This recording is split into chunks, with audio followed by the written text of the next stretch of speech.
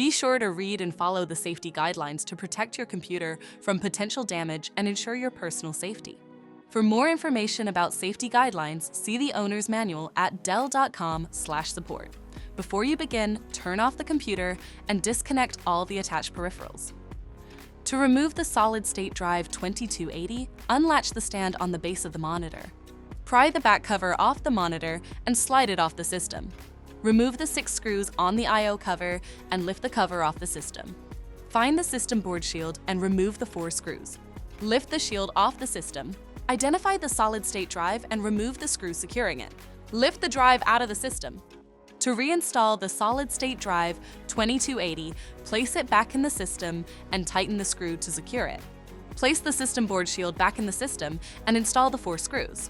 Secure the I/O cover on the system with the 6 screws. Slide the back cover back on the monitor and relatch the monitor stand. For more information about your Dell system, visit dell.com/support.